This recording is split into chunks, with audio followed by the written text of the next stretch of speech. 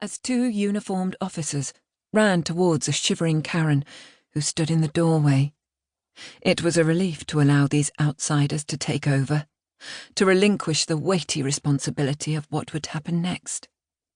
One of the men fiddled with a small device on his shoulder, which Caron recognized as a camera. Every movement the officer made, every little thing he saw and heard from that moment on would be recorded. There was a procedure to follow, and they appeared to know what they were doing. Caron wondered what they would make of the mess in the house. Crystal glasses and shattered plates were strewn about the normally pristine kitchen. Bar stools overturned, and of course, Bill's body lay sprawled on the floor where he'd fallen. The body camera would preserve the whole ghastly scene. But it was hardly a time to be house-proud. One of the police officers steered Caron away from the kitchen to allow the paramedics to do their job. Sitting her down, he perched on a chair opposite her in the lounge, the silence stretching between them. Caron's ivory skin was even paler than usual as she stared blankly ahead, and her large brown eyes were wide with shock. Pulling her blood-stained robe tightly around her body, her slim figure was almost lost in the large cream sofa. It was as if she was viewing the whole scene from a distance, not present in mind, even though there in body. "How old are you, love?" the constable asked. 24. Caron's words were barely a whisper.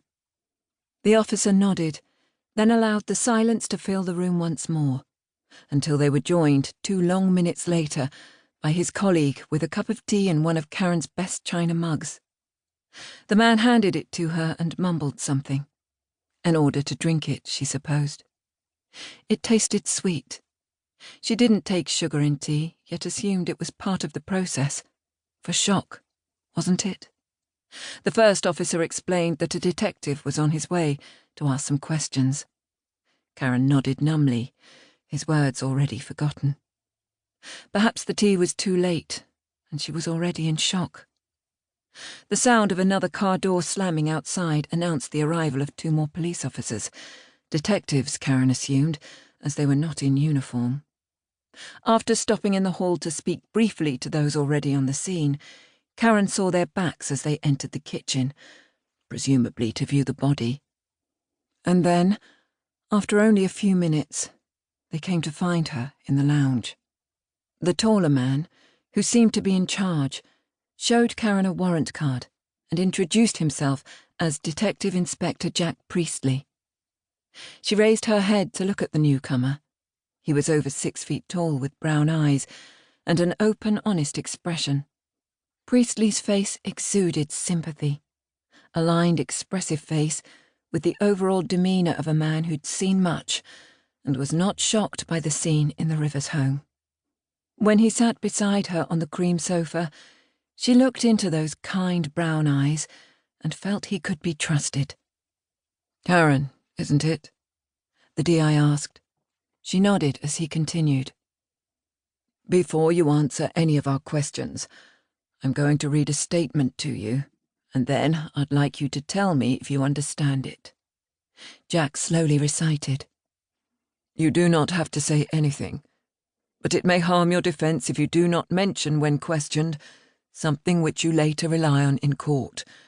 Anything you do say may be given in evidence. Do you understand what I've said, Caron?" Again she nodded dutifully, and Jack gently asked his questions. In quiet, halting words, Caron answered, describing the morning's events, while D.I. Priestley listened with a passive expression and few interruptions as she related how she'd stabbed her husband. The other detectives sat out of her sightline, yet Caron was aware of him scribbling furiously in a notebook. More car doors slammed outside, and people in white overalls crowded into the house. An invasion, an intrusion into her privacy. They swarmed like ants seeking honey. Caron knew there was worse to come, and this day would change her life forever. Cameras flashed, and the buzz of background noise registered somewhere deep in her mind. With the cacophony intensifying, it was becoming impossible to concentrate on the detective.